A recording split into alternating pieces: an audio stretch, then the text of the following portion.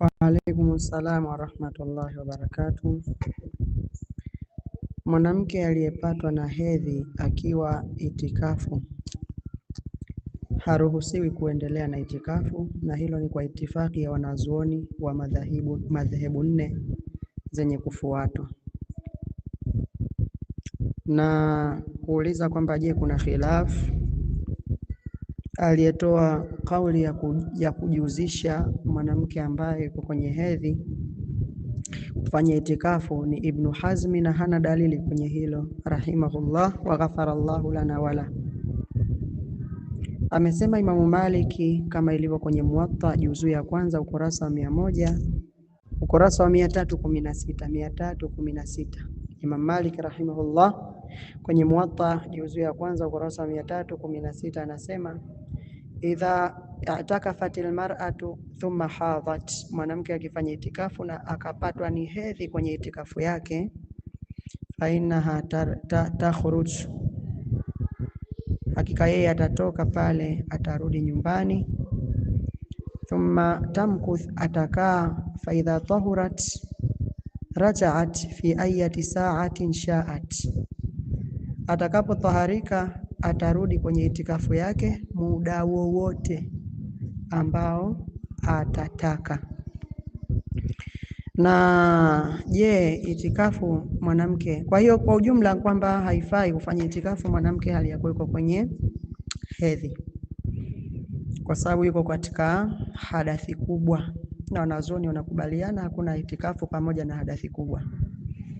Taib, ikitokea basi mwanamke alikuwa itikafu na ikamtokea hali hiyo, je ile itikafu yake yaharibika au inakuwa itikafu yake ni sahihi mpaka pale ambapo alikosa tahara? Jawabu ni hili la pili mbele ya jumhurul ulama. Kundi kubwa la wanazuoni wanasema mwanamke mathalan amekaa itikafu siku 2 na amekusudia kukaa siku 4. Alipofika siku ya pili jioni au asubuhi akapatwa ni hedhi, hizi siku zilizopita mpaka muda ule ambao kapatwa ni hedhi, itikafu yake ni sahihi, lakini kuanzia pale na kuendelea haiwi sahihi mpaka ataharike. Jambo la kwanza. Jambo la pili, kwa hiyo tunaweza kusema kwa ikhtisar kwamba mwanamke ambaye amepatwa ni hedhi haendelee na itikafu kwa sababu hizi zifuatazo. Sababu ya kwanza ni kwamba miongoni mwanamke ambaye yuko kwenye hedhi anakatazwa kuingia msikitini na kukaa ndani yake, na ikiwa ni mwenye kukatazwa hakuna itikafu ya nje ya msikiti. Sababu ya pili ni kwamba mwanamke ambaye yuko kwenye siku zake amepatwa ni hedhi haruhusiwi kuswali, na itikafu inawahusu wale wanaoswali, kwa sababu ndio maana ikawa katika masharti yake iwe kwenye msikiti unaoswaliwa jamaa.